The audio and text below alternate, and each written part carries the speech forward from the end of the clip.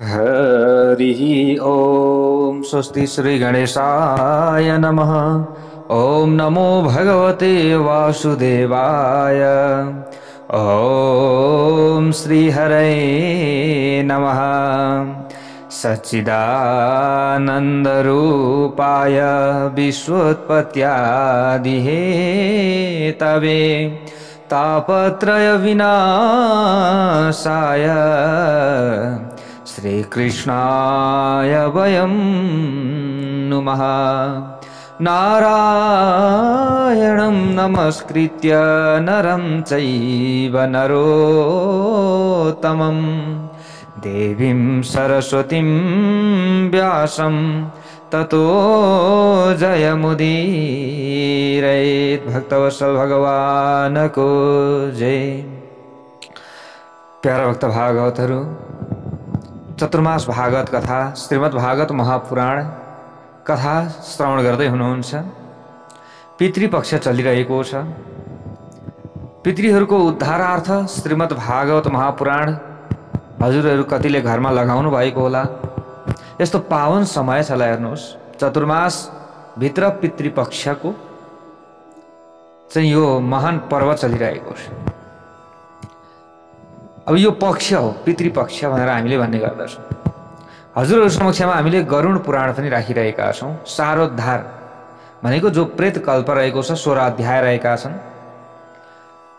त्यो पनि हामीले राखिरहेका छौँ। दिनको एक एक अध्यायका दरले 16 दिनसम्म भनेको पितृपक्षभरिमा हामीले सक्ने गरी राखिरहेका छौँ। हजुरहरूले सुन्दै हुनुहुन्छ र श्रवण गरेर लाभ लिनुहोला। सारोद्धार गरुड पुराण र आफूले मात्रै श्रवण गर्ने होइन। यी पुराणहरू भनेका हामीले आफ्ना सन्तति परिवार सबैलाई श्रवण गराउनु पर्दछ।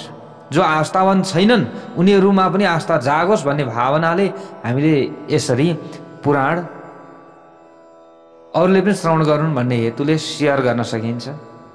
प्यारा भक्त भागवतहरू, यो गर्नु नगर्नु त हजुरहरूको कुरा हो, र पनि हामीले ज्ञान बाँडे पुण्य मिल्ने हो नि त, होइन र? हो, अरूलाई हामीले दियो भने हामीले पनि पाउने हो, अरूलाई हामीले दिँदैनौँ भने हामीले पनि पाइँदैन। हामीले यहाँ हिजो कथा श्रवण गर्दै थियौँ प्यारा भक्त भागवतहरू।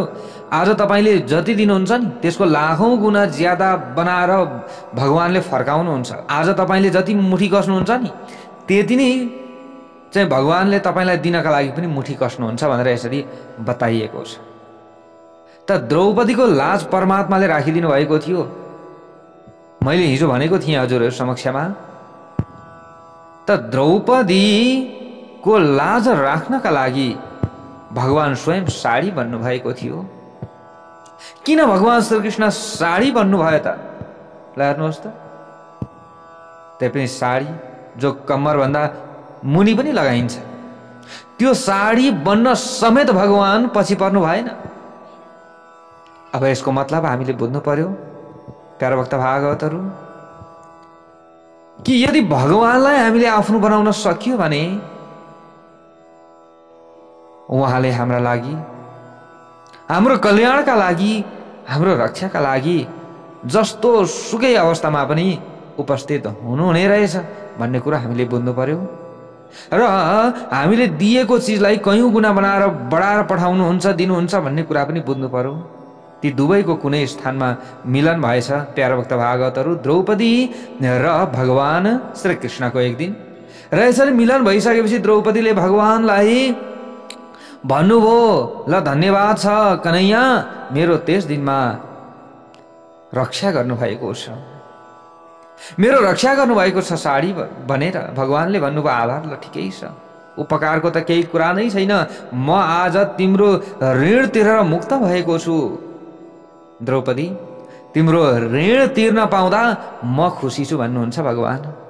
सायद तिमीले यो कुरा बिर्सेकी हौली, तिमीले बिर्सिसक्यौ होला, तर मैले त बिर्सेको छैन। म त ईश्वर हो, म त परमात्मा हो। मैले त कसले के गर्दछ त्यो सबैको हेक्का राख्दछु। तिमीले बिर्स्यौ होला, तर मलाई सम्झना छ। एक पटकको कुरा, एक पटक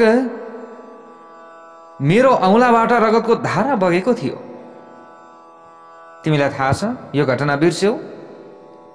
त त्यो समयमा मेरो रगत थम्नका लागि सारा नारीहरू महलमा पट्टी खोज्न भनेर गए। ओहो भगवानको हात काट्यो, भगवानको हात काट्यो, ओहो कन्हैयाको हात काट्यो, लौ न पट्टी खोज, पट्टी खोज, कहीँबाट केही ल्याएर बानु भनेर अरूतिर खोज्नका लागि दगुरे। तर तिमीले के गर्यौ? त्यसबेला तिमीले यो मेरो महँगो साडी हो, मैले च्यात्नु हुँदैन यसलाई भनेर तिमीले त्यतिखेर चुप लागेर बसेनौ। जस्तो सुकै बहुमूल्य साडी नै किन नहोस्, तिमीले आफ्नो साडी च्यातेर तिमीले मेरो हात बाँधिदियौ, पट्टी बाँधिदियौ। थोरै दिएकी थियौ नि तिमीले त, थोरै तिम्रो साडीको चाहिँ सानो कुना च्यातेर अलिकति बाँधिदिएकी थियौ। त्यो पट्टीमा 949 धागा थिए। कति थिए? 949 धागा।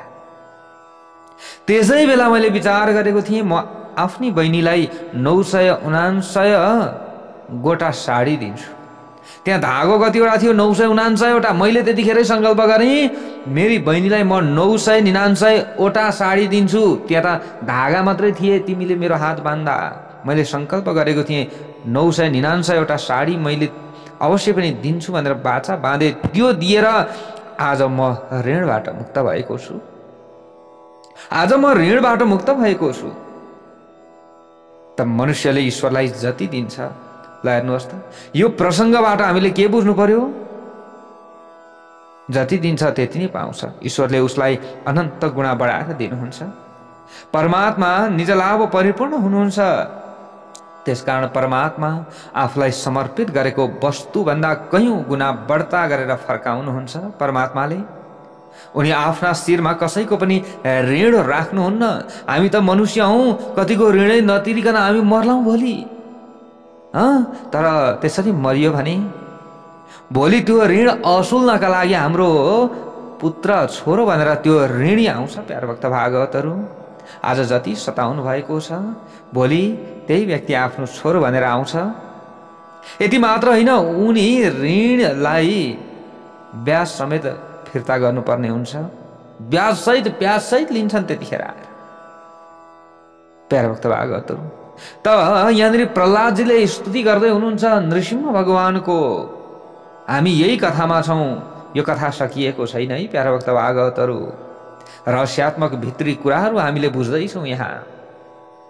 त प्रहलादको सुन्दर कथा प्रसङ्गभित्र विभिन्न रहस्यात्मक कुराहरू लुकेका छन्। हुन त आधी घण्टा 35 मिनटमा प्रहलादको मात्र कथा चरित्र भनेर पुरा सक्ता हुन्थ्यो। त्यो कुरा त पोहोर पनि हामीले गरेकै छौँ नि, होइन र? पोहोर पनि हामीले कथा भनेकै त छौँ नि। त्यसरी त अलिकति बुझ्ने रहस्यात्मक यसको गुण रहस्य के छ त्यो सबै बुझ्दै बुझ्दै अगाडि बढौँ न भन्ने हेतुले हामीले यसपालि यो तरिकाले कथा गरिराखेका छौँ। हजुरहरूले भन्दै हुनुहुन्थ्यो पोहोरको कथा भन्दा त यसपालि त भिन्नै छ त, श्रीमद् भागवत महापुराण त त्यही होइन र भन्दै हुनुहुन्थ्यो। त्यो त त्यही हो, तर श्रीमद् भागवत महापुराणको एउटै मात्रै श्लोकको पनि 1-2 दिन व्याख्या गर्न सकिन्छ क्या। यस्तो छ, यो व्याख्या हो। भित्रको रहस्यात्मक कुरा, गुण लुकेका, यसभित्र छिपेका कुराहरू हामीले सुन्दैछौँ प्यारो भक्त भागवतहरू। त प्रहलादजीले स्तुति गर्नुहुन्छ, प्रभु तपाईका माङ्गलिक सद्गुणको वर्णन म कसरी गरौँ? हे ईश्वर, हे मेरो भगवान, ब्रह्मादि देव पनि तपाईका लीलाको पार पाउन सक्नुहुन्न। तपाईँ शान्त भइदिनुहोस् प्रभु। जगतका निम्ति कण्टक समान बनेका मेरा पिताको तपाईँले वध गर्नुभएको छ, त्यो त राम्रै भयो। तपाईँको यो भयङ्कर स्वरूप देखेर देवहरूलाई डर लाग्दैछ। मलाई केही भय लागेको छैन। मलाई तपाईँका उग्र स्वरूपको डर छैन। मलाई संसारको भय छ हे भगवान, हे मेरो भगवान। त्रस्तोस्म्यहं कृष्णवत्सल दुस्सहोग्र संसार चक्र कदनाद् ग्रसतां प्रणीतः बद्धः स्वकर्मभिरुषात्तमतिङ्घ्रिमूलम् प्रीतोपवर्ग शरणं यवसे कदानु। प्रहलादजी स्तुति गर्नुहुन्छ नृसिंह भगवानको। हे मेरो भगवान, हे दीनबन्धु, मलाई त यो असत्य र उग्र संसार चक्रमा दलिन जाने भय अझै पनि भय छ भनेको। यो संसारमा फेरि म आउँला, फेरि यही संसारमा रुमल्लिउँला, मलाई त यो डर छ हे मेरो भगवान।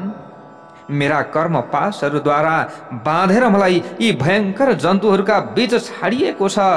यी सबैको एकमात्र शरण र मोक्ष स्वरूप यस्ता आफ्ना चरणमा हे नाथ प्रसन्नताका साथ तपाईले मलाई कहिले बोलाउनुहुन्छ? हे ईश्वर, तपाई नै सबैका आश्रय हुनुहुन्छ, तपाई नै हाम्रा प्रिय सुरित हुनुहुन्छ प्रभु, तपाई नै सबैका परमाराध्य हुनुहुन्छ हे ईश्वर। तपाईका लीला कथाको गायन गर्दै म बडा सरलतापूर्वक यस संसारमा कष्टहरूलाई पार गरौँला। दुष्टा मया दिवि विभो खिलधिष्ण्यपाना मायो श्रियो विभवै क्षतियाञ्जनोऽयम् एस्मत् पितुः कुपितः स विजृम्भितभ्रूर् विस्फुरजितेन लुलितः स तु ते निरस्तः। हे मेरो भगवान, जसलाई प्राप्त गर्नका निम्ति संसारी मानिसहरू उत्सुक रहन्छन्, स्वर्गमा प्राप्त सबै लोकपालहरूको आयु, लक्ष्मी र वैभव मैले देखिसकेँ। मेरा पिताका निम्ति के वस्तुको कमी थियो? आँखाको एकमात्र इशाराले सबै कुरा ल्याइदिन समर्थ थिए। स्वर्गको सारा सम्पत्ति पनि उनलाई प्राप्त थियो, तापनि उनको नाश भयो। भोगोपभोगको यस्तो विनाशकारी परिणाम मैले देखिसकेँ। त्यसकारण म भोग उपभोग अनि दीर्घायुष्य, लक्ष्मी, इन्द्रिय भोग्य वस्तु या ब्रह्माको वैभव आदिको इच्छा गर्दिन। म त भन्दछु आयु श्रियम विभवमैन्द्रिय मा विरिन चात नेच्छामिते। हे भगवान, यो संसार अन्धकारले भरिएको एउटा इनार हो। यहाँ टेक्नका निम्ति सधैँ तत्पर एउटा काल सर्प घुमिरहन्छ। टोक्नका लागि, टेक्नका लागि होइन, टोक्नका लागि। हामीले यसरी बुझ्नु पर्यो। यो अन्धकारले भरिएको इनारभित्र के छ अरे? एउटा सर्प छ, काल सर्प छ। आज हामी भन्छौँ नि काल सर्प दोष लागेछ। काल सर्प लागेको रहेछ तपाईँलाई, त नाग दोष रहेछ। त नाग दोष हामीलाई लागिरहेको छ। त यो संसार रूपी चक्रमा त्यो सर्पले हामीलाई टोक्नका निम्ति तत्पर छ। यस इनारमा विषय भोगको इच्छा गर्ने मानिसहरू फसेका छन्। हे वैकुण्ठनाथ, म यी सब कुरा जान्दछु, तापनि मेरो मन तपाईँका लीलाको कथामा लाग्दैन र मेरो यो मन लाग्ने बनोस्। मेरा मनको दुर्दशा भएको छ प्रभु। त्यो पापी वासनाका लागि आतुर रहन्छ। त्यो हर्ष शोक, लोक परलोक, धन पत्नी पुत्र आदिको चिन्तामा नै डुबिरहन्छ। मन यताउति भौतारिन्छ र त्यसलाई नियन्त्रण गर्न बडो कठिन छ। त्यो कामातुर छ, भयत्रस्त छ र भाँति भाँतिका इच्छाद्वारा दूषित अनि दुखी छ। मनका यी विशेषणहरूको विषयमा विचार गर। मन त दुरितम दुष्टम असाधु तीव्रम कामातुरम हर्ष शोक भय क्षणार्थ। त्यसकारण तपाईँका कथाप्रति मेरो मन उदासीन छ। मनको यस्तो स्थितिका कारण म दीन बनेको छु। हे मेरो भगवान, प्रहलादजीले यस्ता प्रकारको स्तुति गरिराख्नु भएको छ। यस्तो दशामा म तपाईँका तत्त्वको विचार कसरी गरौँ? हे नाथ, यस मनलाई नियन्त्रण गर्ने शक्ति मलाई दिनुहोस्। प्रहलादजीले यो शक्ति माग्नुभयो, मेरो रक्षा गर्नुहोस्। नृसिंह भगवानले त्यस पछाडि भन्नुहुन्छ प्रहलादजीलाई, बाबु, बिग्रिएको मन भगवानको नाम जो हो, बिग्रिएको मन छ नि, भगवानको नाम जप बिना यो बिग्रिएको मन कहिल्यै पनि सुध्रिँदैन बाबु। प्रहलाद, तिम्रो मन शुद्ध छ, तिमीले मेरो दर्शन गर्न सक्यौ। जसको मन सप्रिएको छ नि, उसले मेरो दर्शन गर्न सक्दछ बाबु। मनका दशाको कुरा त भयो, अब इन्द्रियहरूको दशा हेरौँ। प्रहलाद भन्दछन्, म 5 वर्षको मात्र छु, तापनि 5 स्त्रीसँग मेरो विवाह भइसकेको छ। प्रहलादजीले यसरी भन्नुभएछ क्या प्यारभक्त भागवत। यी 5 पत्नीले मलाई आरामसँग बस्न दिँदैनन्, यिनले मलाई नचाइरहन्छन्, यी सधैँ अतृप्त नै रहन्छन्। भोजनको तृप्ति हुँदैन। भोजनले यदि तृप्ति हुने भए यो जीवले कति जन्मदेखि भोग उपभोग गर्दै आएको छ तापनि त्यसलाई तृप्ति भएको छैन। तृप्ति भोगबाट हुँदैन, त्यागबाट नै हुन्छ, यसरी बताइएको छ। यो लुलो जिब्रो मलाई धेरै नचाउँछ। यदि यसलाई राजी गराए भने आँखाले सताउन थाल्दछ। अलिकता सिनेमा त देखाऊ भन्न लाग्दछ नि यो आँखाले नि। अलिकति सिनेमा जस्ता दृश्यहरू देखाऊ भन्न लाग्दछ आँखाले। यस्तो प्रकारका कुराहरू छन्। प्रहलादजीले यसरी भन्नुहुन्छ प्यारा भक्त भागवतहरू। के भन्नुहुन्छ? प्रभु हे ईश्वर, म त केवल 5 वर्षको छु नि, तापनि 5 स्त्रीसँग मेरो विवाह हो। यी 5 पत्नीले मलाई आरामसँग कहाँ बस्न दिएका छन् र? हे ईश्वर, मलाई कहिले बस्न दिएका छैनन्, मलाई नचाइरहेका छन्। यी सधैँ अतृप्त नै रहन्छन्। भोजनको तृप्ति हुँदैन। भोजनले यदि तृप्ति हुने भए यो जीवले कति जन्मदेखि भोग उपभोग गर्दै आएको छ र? यो लुलो जिब्रो छ। मैले भन्दै थिएँ नि अघि हजुरहरूलाई यो कुरा, होइन? त हामीले नि यो जो इन्द्रिय रूपी घोडा छन् नि प्यारा भक्त भागवतहरू, यी इन्द्रिय रूपी घोडालाई हामीले स्वच्छन्द छोडिदियो भने हाम्रो यो शरीर रूपी रथ भताभुङ्ग हुन्छ। यो कुरा बुझ्नु पर्दछ। ल हेर्नुहोस्, आँखाले भन्छ अरे के त्यतिकै अघि मैले भने नि, जस्तै यी स्वच्छन्द छोडिदियो भने हे मनोरञ्जनका केही दृश्यहरू देखाऊ। अब जो इन्द्रिय आत्मस्वरूपमा लीन हुन्छन्, जब मन निर्विषय बन्छ अनि मात्र इन्द्रिय आत्मस्वरूपमा लीन हुन्छन्, यसरी बताइएको छ। मानिस जान्दैन साँचो सुख र साँचो आनन्द कहाँ छ भन्ने कुरा। आँखालाई सम्झाउँछु त कानले सुख लिन दिँदैन। यही भन्नुहुन्छ प्रहलादजी, हे मेरो भगवान, बल्ल बल्ल बल्ल बल्ल आँखालाई मनायो, यो कानले फेरि ककसको कुरा काटेको सुन्न मन पराउँछ। ककसको के कुरा सुन्न मन पराउँछ। बल्ल बल्ल यो कानलाई मनायो, फेरि यो जिब्रोले के माग्छ। यो जिब्रोलाई बल्ल बल्ल बल्ल मनायो, यो नागले राम्रो राम्रो सुगन्ध मात्रै सुँग्न खोज्छ। ओहो, यी 5 पत्नीले मलाई सके। 5 पत्नीले मलाई सके मेरो भगवान। यसरी प्रहलादजी भन्नुहुन्छ। जो व्यक्ति मानव जीवन सफल गर्न इच्छा राख्छ त्यसले श्रृङ्गारी गीत कहिले नसुन्। स्पर्श सुखले पनि मलाई दुःख दिन्छ। म जान्दछु मेरो शरीर हाड मासु सिवाय अरू केही पनि छैन। मेरो शरीर बनेकै यसैले हो, तापनि लाचार छु। मेरो बुद्धि कता बिलाउँछ हे मेरो भगवान, मलाई केही पनि थाहा छैन। यी इन्द्रियले अनेक पत्नीका पतिको जस्तै मेरो दुर्दशा गरेका छन्। मेरो दुर्दशा हेर्नुहोस्। जे भई कतो च्युत विकर सती मा वितृप्ता कृष्णो न्यत सत्व गुदरम श्रवण कुतश्चित् घ्राणो न्यत सपलदृक् क्वच कर्म शक्ति बहुहयः सपत्न्य इव गेह पतिं लुनन्ति। हे अच्युत, सधैँ अतृप्त रहने यो जिब्रो मलाई स्वादिष्ट रसतर्फ खिचिरहन्छ।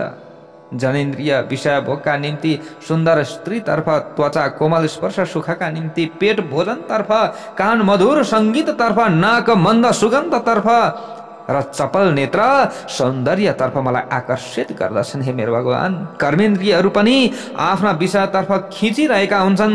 मेरो दशा यस्तो भइरहेको छ। धेरै पत्नी हुनेलाई सबै पत्नीले आफ्ना शयन गृहतिर तानिरहेका छन्। मेरो पनि यी 5वटा पत्नी भए। 5 वर्षको छु। हेर्नुहोस् है प्यारा भक्त भागवतहरू, हामीले पनि आजसम्म स्त्री भए 5वटा पति पालिरहेका छौँ यस्ता प्रकारको, र पुरुष भए 5वटी पत्नी पालिरहेका छौँ यस्ता प्रकारका।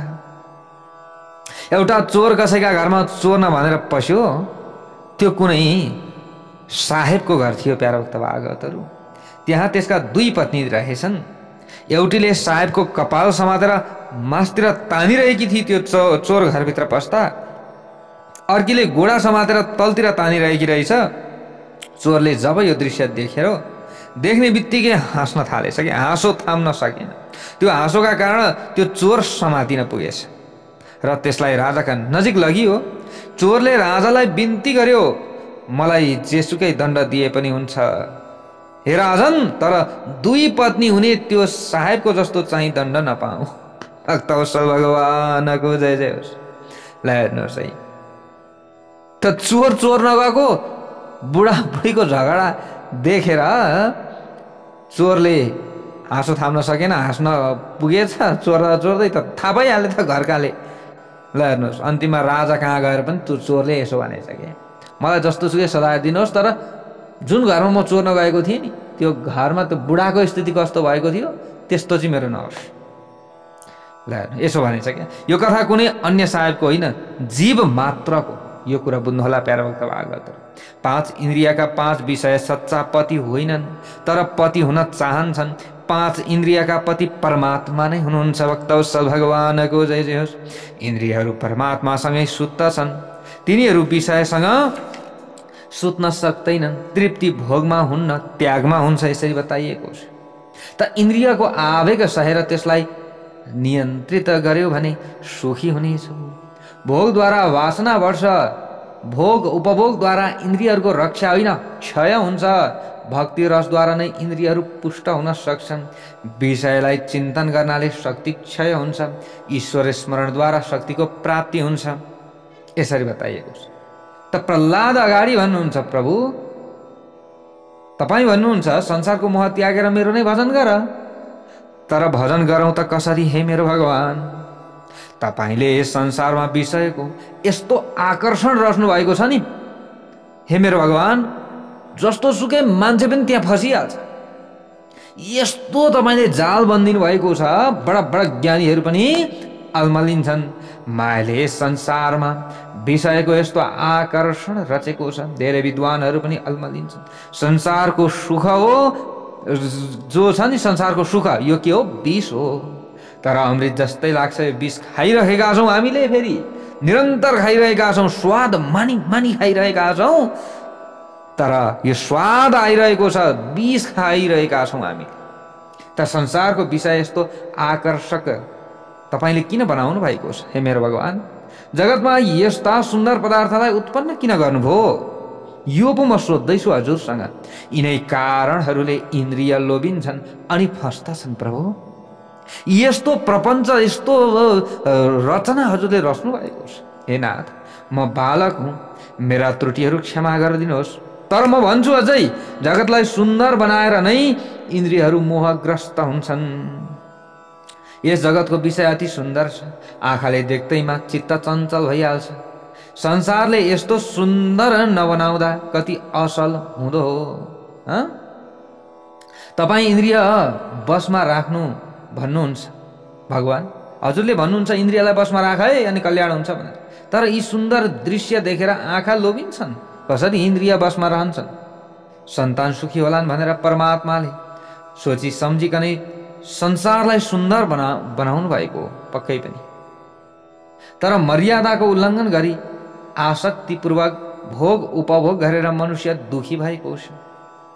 आज अलिकति प्राप्त भयो भने भोलि अझै त्योभन्दा धेरै चाहन्छ। त्यसका निम्ति ईश्वरले के गर्नु?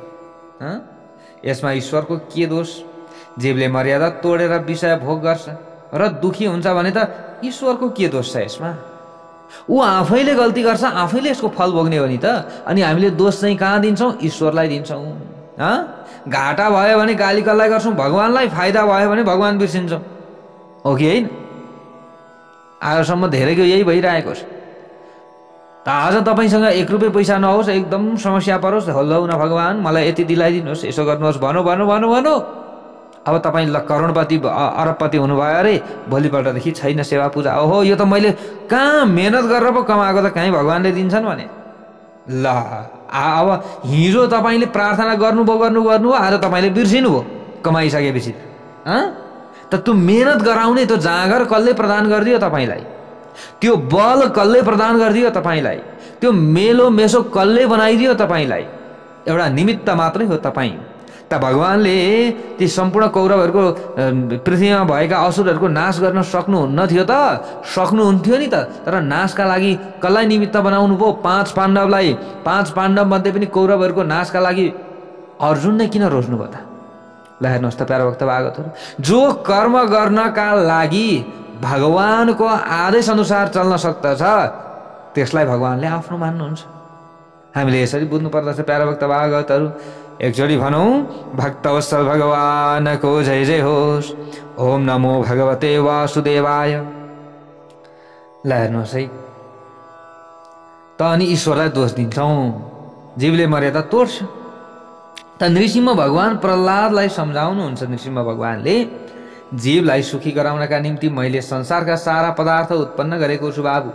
मानिस यदि अमर्यादापूर्वक आसक्तिपूर्वक पदार्थको उपभोग गरी दुखी हुन्छ भने यसमा मेरो के दोष छ त? ल हेर्नुहोस् है, प्रहलाद यति साना छन् तर पनि ज्ञान यस्तो छ।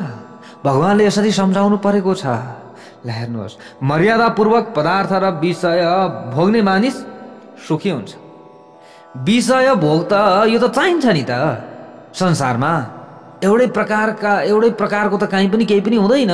कोही मान्छे दुखी होला, कोही मान्छे सुखी भए जस्तो होला, कोही मान्छे धनी होला, कोही मान्छे गरिब होला। यो त संसारको चक्र हो। तर भएको पदार्थलाई विषय भोगलाई मर्यादापूर्वक भोग्यो भने, थोरै थोरै आफूले हुने जति भोग्यो भने ठिकै छ। त्योभन्दा धेरै खोज्यो भने दुखी हुन्छ। त विषयको उपभोगका समयमा मनुष्यले यो बिर्सिनुहुन्न, संसारका निर्माता भगवान हुनुहुन्छ। विषय उपभोग गर्ने बेलामा हामीले सम्झनु पर्दछ, संसार त्यागेर मानिस कहाँ जाने? म पनि रहेनछु र संसार पनि म रहनेछु र संसार पनि रहला। संसारलाई भोग दृष्टिबाट होइन, भगवत दृष्टिबाट मनुष्यले हेर्दछ भने त्यो सुखी हुँदछ। त संसारलाई भोग दृष्टिबाट उसले हेर्दछ भने के हुन्छ? ऊ दुखी हुँदछ। यसरी बताइयोस्, तिमी आफैलाई सुधार गर। भगवानले यही उपदेश दिनुहुन्छ। तिमी सारा संसारलाई त कसरी सुधार्न सक्छौ र? पहिले आफैलाई सुधार गर अनि अरूलाई सुधार गर्ने प्रयत्न गर। पहिले अरूलाई सुधार गर्नतिर तिमी लाग्यौ भने अरूलाई कहिले पनि सुधार गर्न सकिँदैन। पहिले आफै सुध्रनु पर्दछ। सुरुवात आफैबाट गर्नुपर्दछ। एकपटक प्यारा भक्त भागवतहरू, अकबरकी छोरीका पैतालामा काँडा बिजेछ। काँडा भनेको त बुझ्नुहुन्छ होला हजुरहरूले, खुट्टामा तलपट्टि काँडा बिज्यो। त अकबरले बीरबललाई बोलाएर आज्ञा दिए, मेरा साम्राज्यको सारा भूमिमा छालाले ढाकिदेऊ, सारा भूमिमा, जसबाट भविष्यमा फेरि कहिल्यै शाहज्यादीका पैतालामा काँडाले नघोचोस्। जति पनि काँडा छन् नि, ती काँडालाई सबै ढाकिदेऊ। बर पिपल, प्यारा भक्त भागवतहरू, बर पिपल छन् नि, बर पिपलको बारेमा त हजुरहरूले बुझ्नु भएको छ। त अब सारा बिछ्याउँदाखेरि ठुल्ठुला रुखहरू पनि आउँथे, बर पिपलहरू पनि आउँथे होइन? त्यो बिचबिचमा तल कति रहन्थे। अब बीरबल कपाल कन्याउन थाले यो कुरा सुनेर नि। सारा भूमिमा काँडा ओछ्याउ भनेर भन्नुभएको छ। के अरे, छाला ओछ्याइदेऊ। छाला भनेको माथिबाट हिँड्दाखेरि त मेरी छोरीलाई काँडाले नघोचोस्, यसो भनेर भनिदिए। त बीरबल कपाल कनाउन थाले। बर पिपल जस्ता ठुल्ठुला अरू साल जस्ता ठुल्ठुला रुखहरू पनि होला। कसरी कि ती सबैलाई फाड्नु पर्यो? जब वनको विनाश हुन्छ त्यसबाट सारा मानव जीवनको अस्तित्व पनि सकिन्छ त्यो समयमा। त के गर्ने अब? त ठुलो छाला कहाँबाट ल्याउने र त्यसले सारा साम्राज्यको जमिन कसरी ढाक्ने? राजा अलि सन्की पनि हुन्छन् नि। त बीरबलले सोचे, जीवनभरि छालाले ढाक्नुभन्दा राजपुत्रीका गोडा छालाले ढाकिदिउँ न, सकिगयो त। यो सारा संसारमा जमिन भए जतिमा सबैले छालाले ढाकिदिने हो, काँडा छोप्ने हो तिर लाग्नुभन्दा के गरिदिनुहोस्, आफ्नो छोरीको खुट्टामा जुत्ता लगाइदिनुहोस्, चप्पल लगाइदिनुहोस्, अथवा त्यतिखेर त अब छालाको बनाउँथे। ल हेर्नुहोस् है प्याराभक्त भागवतहरू। त बिरबलले जुत्ता बनाएर राजपुत्रीलाई लगाइदिए। त जगतमा काँडाहरू छन् र रहन्छन् पनि यी काँडाहरू। प्याराभक्त भागवतहरू अब यी काँडाहरू मास्नतर्फ लाग्नुभयो भने फेरि पलाइ त हाल्छन्। त्यसैले त्यो काँडाबाट नघोचोस् भनेर चाहिँ आफूले आफ्नो सुरक्षा चाहिँ गर्नु पर्यो। जसका घोडामा जुत्ता हुन्छन् त्यसलाई काँडो कहिले पनि बिर्दैन। विवेकपूर्वक मर्यादामा बसेर मनुष्यले सुखको भोग गरे भने सुखी हुन सक्दछ। त सुखको उपभोगमा मर्यादा र विवेकको अनादर गरेमा मनुष्यले दुखी हुनुपर्दछ। सबैको सुखका निम्ति संसारको निर्माण भएको हो। मनुष्य विवेक पुर्याएर यसको उपयोग गर्न सक्दैन, त्यसकारण दुखी हुन्छ। मिलाएर उपभोग गर्न जान्ने हो भने व्यक्ति सुखी हुन्छ। कुनै एउटा गाउँमा पिउने पानीको बडा दुःख रहेछ। प्याराभक्त भागवतहरू एउटा दृष्टान्त छ। अन्नदान भन्दा पनि जलदान श्रेष्ठ भनिएको छ, तर त्यहाँ बडो दुःख रहेछ पानी। त्यस कारणले कुनै सेठले रुपैयाँ खर्च गरेर जनताको हितका लागि एउटा इनार बनाइदिएछन् त्यहाँ। त मानिसहरूले जलको उपयोग गर्दै सेठलाई आशीर्वाद दिन लागे। त एक दिनको कुरा अकस्मात खेल्दै कुनै एउटा केटो इनारमा खसेछ। ल हेर्नुहोस् है प्याराभक्त भागवतहरू। अब अघिसम्म त सबैले आशीर्वाद दिइरहेका थिए सेठलाई, किनभने उनले पानी खुवाए।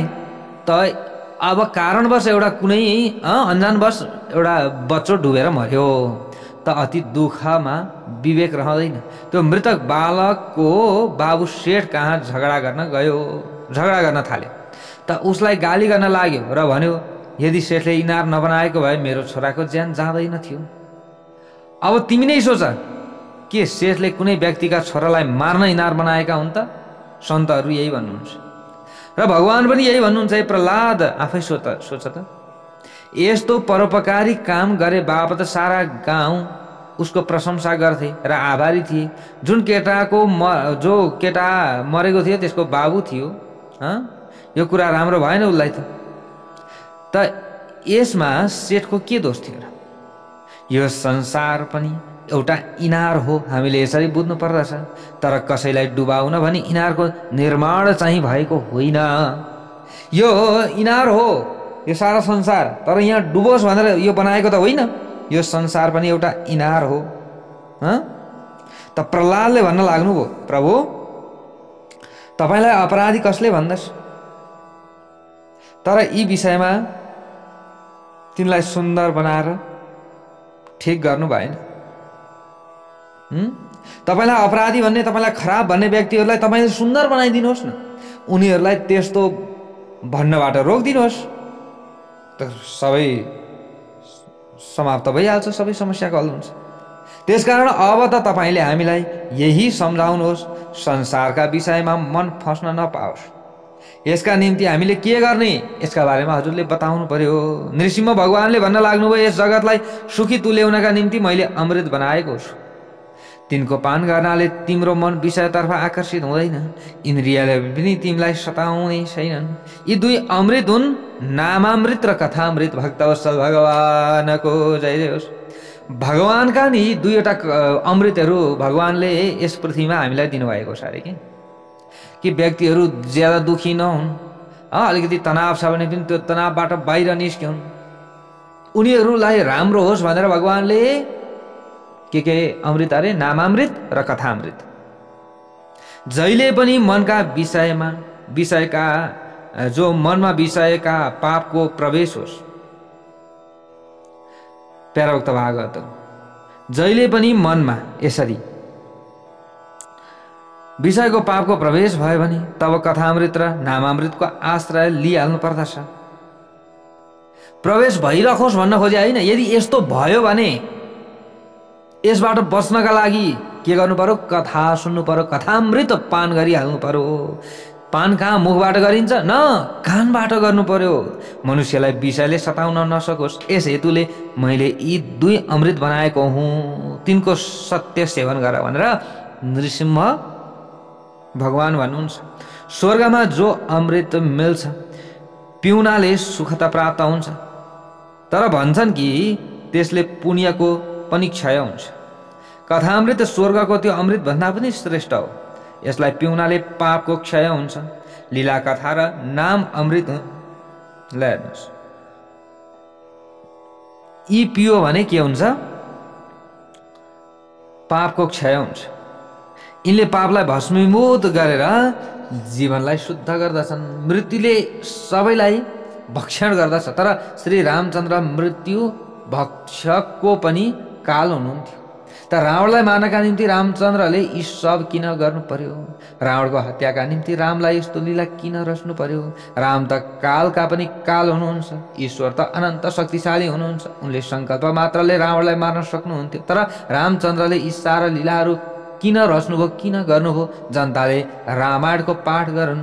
रामायण श्रवणका समय पनि मानिसले जगतलाई बिर्सने नै हुन्।